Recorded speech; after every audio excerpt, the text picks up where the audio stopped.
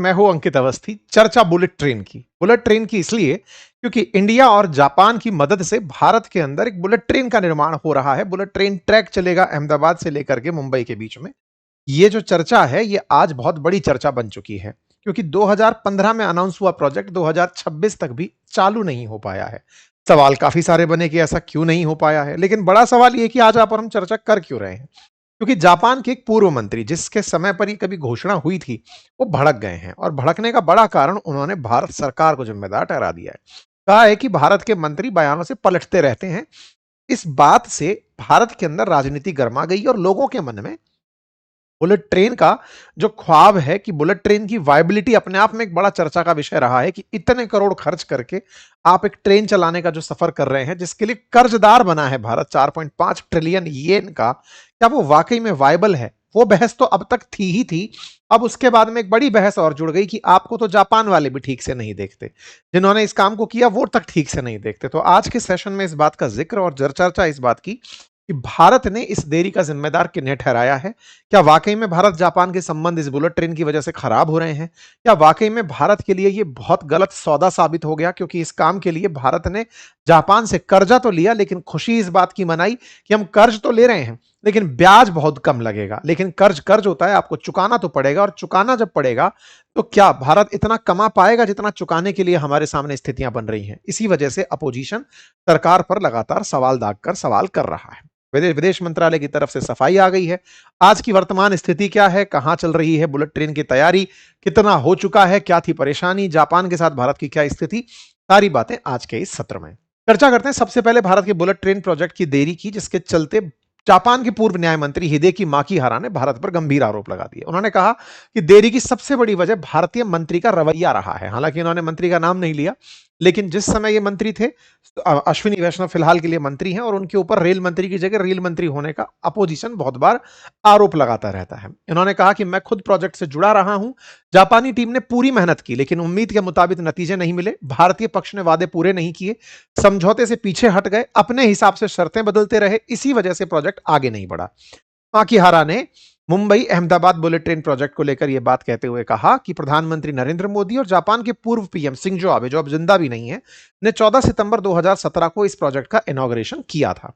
यह इनका ट्वीट है, जिसकी वजह से जबरदस्त भारत की राजनीति में लगभग उबाल आया हुआ है। इनके इस बयान में एक बात और थी, और वो ये कि हाल ही में जापान की प्रधानमंत्री तकाइची भारत की यात्रा पर थी 1 से 3 जुलाई 2026 के बीच में, तब भी इस पर कोई भी असर नहीं हुआ। दोनों देशों के बीच 129 समझौतों का ऐलान तो हुआ, लेकिन उसमें बुलेट ट्रेन की प्रोग्रेस को लेकर कोई भी बात आगे नहीं बनी। और तो और बुलेट ट्रेन के सबसे अहम सेफ्टी सिस्टम, जिसे सिग्नलिंग सिस्टम कहते हैं, उसमें जापान को शामिल ही नहीं किया जा रहा है, और यह पूरी तरह से भारत जिम्मेदार है इस काम की देरी के लिए। यह बात जैसे ही बयान में आई तो तकाइची की यात्रा, जिस पर हमने 3 जुलाई को डिटेल चर्चा की थी, वो सुर्खियों में आई। हमने इसमें डिटेल में चर्चा की थी आप लोगों के साथ। जिस बारे में चर्चा है वो चर्चा धीरे धीरे हेडलाइन बनती चली गई, तमाम अखबारों में छपी। जापान के अंदर बुलेट ट्रेन को शिंकानशेन कहा जाता है। जापान अपने इस तकनीक को, जिसमें 350 किलोमीटर प्रति घंटे की रफ्तार से चलने वाली ट्रेन दुनिया में चले और जापान अपनी तकनीकी बेचे, जापान इस प्रोजेक्ट को दुनिया के कई देशों में भेजता है। इंडोनेशिया के बाद भारत दूसरा देश बना है, और भारत इस तरह से जापानी तकनीकी लेकर के इस काम को करने में कहीं ना कहीं एक तरह से फाइनेंशियल बर्डन में तो है ही। बर्डन में तब तक के लिए कहा जा रहा है जब तक हम इससे कुछ कमाना शुरू ना कर दें, क्योंकि 2016 से बात शुरू हो रखी है, 2027 आने को हो रहा है। ऐसे में अब तक ये नहीं चालू हुआ है, तो आपका 50 साल का लोन का 10 साल ऑलरेडी जा चुका है। प्रोग्रेस के नाम पर ट्रेन अब तक नहीं है। 2027 की शुरुआत में कमिट किया जा रहा है कि इसका एक हिस्सा चालू हो जाएगा, तो वायबिलिटी ऑफ जो प्रोजेक्ट है वो कैसे निकाली जाएगी, बड़ी चर्चा बनी हुई है। इनके इस ट्वीट के साथ साथ कई काउंटर ट्वीट थे, और इसके ऊपर फिर भारत के अंदर भी राजनीति, अपोजिशन की तरफ से भी कहा गया कि वाह मोदी जी वाह, भारतीय पक्ष की घोर लापरवाही है, ये अपने वादे नहीं निभाते, परियोजना के प्रभारी मंत्री खराब थे, प्रभारी मंत्री रेल मंत्री हैं। कितने शर्म की बात है कि इतना महत्वपूर्ण जो प्रोजेक्ट है इसके अंदर गैर जिम्मेदाराना हरकत दिखाएगी। यह है बुलेट ट्रेन के ऊपर आरोप प्रत्यारोप। अब थोड़ा सा इतिहास जान लीजिए। 2014 के अंदर प्रधानमंत्री मोदी और जापानी पीएम शिंजो आबे ने एक समझौते की नींव रखी, और तय हुआ कि भारत अब जापान की मदद से बुलेट ट्रेन चलाएगा। बुलेट ट्रेन के अंदर दोनों के बीच एग्रीमेंट 2015 की दिसंबर में साइन हुआ। शर्तें कुछ इस प्रकार से तय हुई कि जापान भारत को 79,000 करोड़ ऑफर कर रहा है और इस 79,000 करोड़ के ऊपर 15 साल तक कोई ब्याज नहीं लिया जाएगा और 15 साल के बाद 0.1% ब्याज लिया जाएगा। मतलब यह है कि जापान तकनीकी भी बेचेगा, तकनीकी बेचकर पैसे अपने देश भी वापस ले जाएगा। हमको जो लोन दे रहा है, वो जो लोन है उसमें 0.1% दिखाकर हमें तो खुशी मिली, वास्तविकता में जो खर्चा है वो असल में जापान के इंजीनियर्स यहां आएंगे, 1000 से अधिक इंजीनियर्स काम करेंगे। भारत जापान से ट्रेन के ट्रैक लेगा या फिर मशीन लेगा, ट्रेन लेगा, तमाम चीजें एक प्रकार से कोऑर्डिनेटेड एफर्ट्स बनाया, बिल्कुल वैसे ही जैसे चाइना के द्वारा पाकिस्तान में सीपैक का निर्माण किया गया। तो जापान ने भारत के अंदर इस काम को करने के लिए बोले, साहब मेक इन इंडिया के तहत हम इस काम को आपके साथ करवाना चाहते हैं।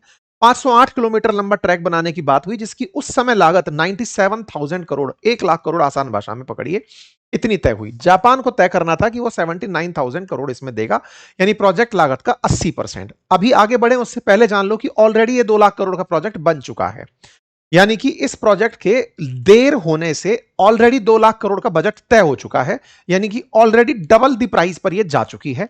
अब तक ट्रेन सामने नहीं आई है। ये कुछ एग्रीमेंट के अंदर शर्तें थी, दोनों के एमओयू थे, दोनों के बीच में साइनिंग सेरेमनी की तस्वीरें।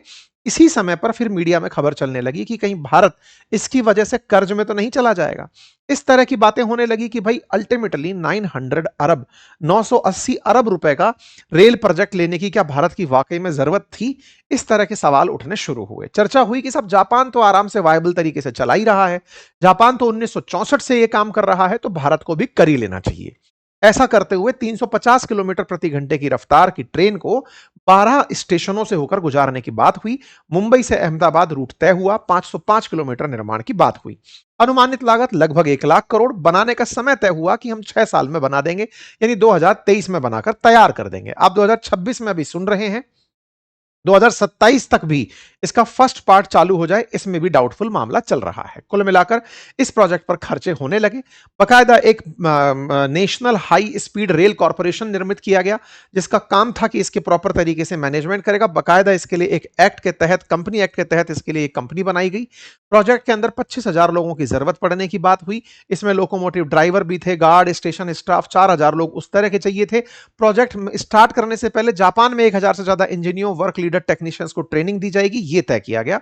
साबरमती के अंदर बड़ा डिपो बनाया जाएगा जिसमें इसकी मेंटेनेंस की जा सकेगी। 2 तरह की बुलेट ट्रेन की बात हुई। एक वो जो केवल 4 स्टेशन पर रुकेगी, मुंबई अहमदाबाद 2 घंटे में पहुंचाएगी, 2 घंटे 7 मिनट में।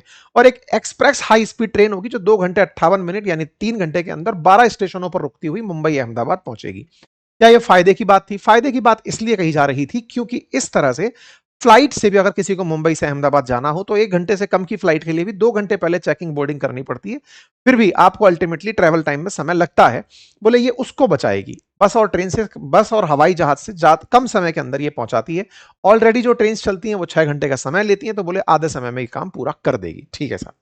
इस पूरी ट्रेन के अंदर कुछ विशेषताएं भी होनी थी। इस ट्रैक के अंदर सबसे बड़ी विशेषता यह थी कि साहब ये 2 राज्यों के बीच में बन रही थी, गुजरात और महाराष्ट्र। यही विशेषता इनकी सबसे बड़ी चुनौती बनी, क्योंकि जो 150 किलोमीटर के अराउंड महाराष्ट्र में निर्मित होना था वही चैलेंजिंग भी रहा। इसमें 92% भाग जो है वो एलिवेटेड रहने वाला है, यानी कि जमीन से उठकर बनेगा। इस पूरे प्रोजेक्ट के अंदर 7 किलोमीटर का हिस्सा ऐसा है जो समुद्र के अंदर से गुजरेगा, 25 किलोमीटर रूट सुरंग से होकर गुजरेगी, 13 किलोमीटर हिस्सा जमीन पर रहेगा। बुलेट ट्रेन 70 हाईवे, 21 नदियों को पार करते हुए जाएगी। ऐसा करते हुए 173 बड़े और 201 छोटे ब्रिज बनेंगे। शुरुआत में 10 कोच वाली 35 बुलेट ट्रेनों से शुरुआत होगी, जो ट्रेन रोजाना 70 फेरे लगाएंगी। एक बुलेट ट्रेन में 750 लोग बैठेंगे। बाद में 1200 लोगों के लिए 16 कोच वाली बुलेट ट्रेन आएंगी और 2050 तक ट्रेनों की संख्या बढ़कर 105 करने का प्लान किया गया। यह था पूरा की पूरा प्लान। अधिकतम स्पीड ट्रेन की रहने वाली है 320 किलोमीटर प्रति घंटा। इस प्रकार से यह ट्रेन चलते हुए निकलेगी साहब।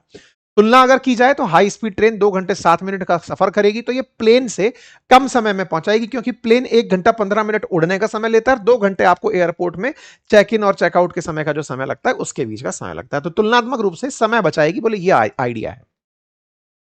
तय हुआ कि शुरुआत में रोज 17,900 पैसेंजर सफर करेंगे और 2053 तक लगभग 92,000 यात्री सफर कर पाएंगे। अलग-अलग प्रकार की इसके अंदर खासियतें बताई गई कि ऐसे-ऐसे डब्बे होंगे जिसमें कहीं 2x3 की सीट्स होंगी, कहीं 1x2 की होंगी, कहीं 2x2 की होंगी। यह आइडिया दिया गया। इस आइडिया के साथ बुलेट ट्रेन का इनॉग्रेशन होता है साहब। 2017 में दोनों देश मिलकर के तय करते हैं कि चलो काम शुरू करते हैं। दोनों के देशों के प्रधानमंत्रियों की यात्रा होती है। भारत के प्रधानमंत्री नरेंद्र मोदी शिंजो आबे से मुलाकात के लिए पहुंचते हैं। दोनों के बीच मुलाकात तय होती है, डिसाइड होता है, लेकिन फिर भी यह काम लेट हो जाता है। इसके पीछे के सबसे बड़े कारणों में पहला कारण निकल कर आया कि जिस समय प्रोजेक्ट अनाउंस हुआ तो जरूरत पड़ने लगी लैंड एक्विजिशन की, और इसके लिए फार्मर्स के प्रोटेस्ट शुरू हो गए। उन्होंने जमीन देने से इनकार कर दिया। यह महाराष्ट्र की खबर है और महाराष्ट्र के साथ साथ यह गुजरात की खबर है। दोनों जगह ही लैंड एक्विजिशन ने बहुत ज्यादा समय लगाया। इसके बाद यह समय बीतता गया। 2017 के बाद में समय बीता, 2019 एंड आया और कोविड आ गया। कोविड आने से काम रहा सहा और देरी हो गई। यानी 2023 का जो काम होना था वो और सरक गया। उसी समय लग गया कि कोविड के चलते काम आगे नहीं बढ़ेगा। तीसरा जो सबसे बड़ा कारण निकल कर आया वो ये था कि लैंड एक्विजिशन जो स्टेट को करना था, 157 किलोमीटर महाराष्ट्र को करना था, और महाराष्ट्र में उस समय उद्धव ठाकरे की सरकार थी। उद्धव ठाकरे की सरकार ने लैंड एक्विजिशन, इवन इसको खुद एक सफेद हाथी करार दे दिया। बोले साहब ये बहुत महंगा सौदा है, इस सौदे के अंदर हम लोग इंटरेस्टेड नहीं है, क्योंकि महाराष्ट्र सरकार को लैंड जो है वो स्टेट का विषय है। और उन्होंने इसे सफेद हाथी बताते हुए कहा कि हम इस प्रोजेक्ट को रिव्यू करेंगे। उद्धव ठाकरे की जब तक सरकार रही, लैंड एक्विजिशन के नाम पर कोई कार्य नहीं हुआ। यानी 150 किलोमीटर का जो ट्रैक उनकी तरफ था, उस कार्य के अंदर जमीन को एक्वायर करना सबसे बड़ी चुनौती बनकर आया। एक तरह से उद्धव ठाकरे उस समय केंद्र सरकार के साथ सही ट्यूनिंग में नहीं थे, अपोजिशन की तरफ से काम कर रहे थे, तो उन्होंने एक तरह से इस कार्य के अंदर जो अपने व्यवधान थे, अपनी सोच थी, उसके तरह से इस काम को एग्जीक्यूट नहीं होने दिया। कुल मिलाकर यह काम अटक गया। महाराष्ट्र के अंदर अगर 20 मार्च 2023 को बात करें तो मुंबई स्टेशन का कॉन्ट्रैक्ट 20 मार्च 2023 को जाकर शामिल हुआ, मतलब साइन हुआ। जो 2023 में बन जाना चाहिए था, कॉन्ट्रैक्ट 23 में जाकर साइन हुआ। तमाम कार्य मतलब 2023 तक महाराष्ट्र में केवल 13% काम हो पाया। अल्टीमेटली यह काम अटक गया। उद्धव ठाकरे की सरकार जो थी वो महाआघाड़ी विकास दल के नाम से 2019 में आई थी। 2022 में जाकर जब शिंदे की सरकार आई तो थोड़ा राजनीतिक उठापटक रहे। 2022 से 23 के बीच में जो कार्य हुआ वो आपके सामने अपडेटेड रहा। कुल मिलाकर तमाम प्रकार की चुनौतियों का सामना करते हुए प्रोजेक्ट लेट हो गया। फिर धीरे धीरे प्रोजेक्ट ने गति पकड़ी। 2023 से अश्विनी वैष्णव जी ने फिर अपनी तरफ से तस्वीरें डालना शुरू किया कि साहब देखिए कुछ इस प्रकार के काम चल रहे हैं। अब अपडेट यह है कि इस काम के अंदर लगभग 2027 के अंदर इसका एक बड़े हिस्से को संचालित भी करना शुरू कर दिया जाएगा। ये कुछ तस्वीरें काम की हैं जिसके अंदर दिखाया जा रहा है कि कैसे कैसे काम चल रहा है, किस गति से काम चल रहा है। जापान की तरफ से ट्रेन्स हमको दी जाएंगी, इसका अपडेट है। कुछ विजुअल्स हैं जिसके माध्यम से आप ट्रैक को नोटिस कर सकते हैं। अश्विनी वैष्णव जी हर दिन अब अपडेट दे रहे हैं कि साहब देखिए बांद्रा कुर्ला कॉम्प्लेक्स काम का अंडरग्राउंड काम चल रहा है, उसकी तस्वीरें हैं। एक्सकवेशन का काम 75% पूरा हो चुका है। 100% सेकंड पिलिंग डन हो चुकी है। 2.7 lakh cubic metre concrete work complete हो चुका है। इस तरह की चीजें यहां पर निकलकर आना शुरू हुई। प्राइम मिनिस्टर नरेंद्र मोदी शेंडाई पहुंचते हैं और वहां जाकर के फिर शिंजो आबे से, जिस समय जब गए थे शिंगेरू शिबा से इनकी मुलाकात होती है, शिंजो आबे तब नहीं थे, अगस्त 30 2025 की बात है। तो प्रधानमंत्री वहां पहुंचते हैं, आप भी बुलेट ट्रेन देखते हैं, वहां पर प्रोग्रेस देखते हैं। लगातार अपडेट में जनवरी 2026 के अंदर अपडेट आता है कि बुलेट ट्रेन प्रोजेक्ट गति पकड़ रहा है और धीरे धीरे मुंबई अहमदाबाद प्रोजेक्ट आगे बढ़ेगा। इसमें टनल्स का रोल बड़ा। तो ऐसे टनल्स में पालगढ़ की टनल्स फरवरी 2026 के अंदर बनकर तैयार हुई, उसकी तस्वीरें सबके सामने आई। ऐसे ही मुंबई अहमदाबाद जो बुलेट ट्रेन का प्रोजेक्ट है, इस प्रोजेक्ट के अंदर यह जानकारी निकल कर आई कि जापान के प्रतिनिधि आकर चेक करने पहुंचे, उनके सामने इसका प्रेजेंटेशन प्रॉपर तरीके से हुआ। एक बहुत बड़े गार्ड को रखा गया, मतलब जो गार्डर होता है उसको इस प्रकार से ग्रिडर को रखा गया जिसका वजन 1350 मेट्रिक टन था। उसकी तस्वीर आपने शो करी अप्रैल 2026 में।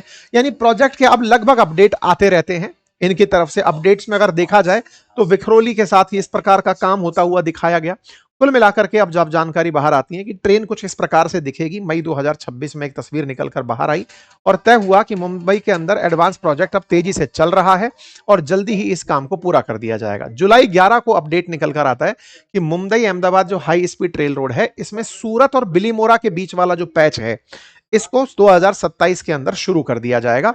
ये जानकारी आपकी तरफ से दी गई। तो कुल मिलाकर के प्रोजेक्ट के अंदर जो भी कमी है वो आने वाले समय में पूरी हो जाएगी और टेंटेटिवली ये प्रोजेक्ट 2030 तक तो पूरा हो ही जाना चाहिए, ऐसी उम्मीदें लगा रहे हैं। 2027 में इसका फर्स्ट हाफ पूरा हो जाएगा। वायबिलिटी को लेकर के इसकी अगर चर्चा की जाए तो 90,000 करोड़ का जो बुलेट ट्रेन प्रोजेक्ट है अब वो बढ़कर के 1.98 लाख करोड़ रुपए पहुंच गया है। इसीलिए सवाल यह है कि आप कितना 17,500 यात्रियों से ऐसा कितना टिकट वसूल लेंगे कि आप 2 लाख करोड़ रुपए वसूल लेंगे। 2000 मतलब अगर 2015 की बात करें तो अगले 50 साल के लिए अगर हम बात करें तो 2063 तक क्या आप 2 लाख करोड़ रुपए उससे कमा भी पाएंगे, ये अपने आप में सवाल है। हालांकि जानकारों का कहना है कि सरकार का मत ट्रेन से कमाई का नहीं है, असल में ट्रेन के साथ साथ जो प्रॉपर्टी है जो महंगी होती है, जिसके चलते लोगों का जो विकास होता है उस पूरे क्षेत्र के अंदर, उसको अकाउंटेबल माना जाता है। लैंड की प्राइसेस का इजाफा होना, लोग जो मुंबई में रहते हैं वो अहमदाबाद में रहने लगेंगे, आसपास के स्टेशन पे रहने लगेंगे, उनकी वजह से जो ट्रांजिट होगा वो एक बड़ा कमाई का साधन बनेगा। इस तरह से सरकार का इस विषय पर सोचना है। ठीक है साहब, तो ये कुछ प्रोग्रेस की तस्वीरें हैं, संभवतः आप इसको देख करके खुद भी कुछ अंदाजा लगा पाए। बाकी रही बात इन मंत्री जी के बयान की, पूर्व मंत्री के बयान की, तो भारत ने इनके आरोप को खारिज कर दिया है। इन्होंने कहा कि हमने पोस्ट देख ली, वो उस व्यक्ति की निजी राय है, भारत और जापान के संबंध बढ़िया चल रहे हैं। भारत के विदेश मंत्रालय की तरफ से ये वाला बयान आ गया है। ठीक है साहब, बाकी आप क्या सोचते हैं इस विषय पर अपनी राय जरूर कमेंट बॉक्स में बताएं। चैनल पर नए हैं तो सब्सक्राइब कर लें।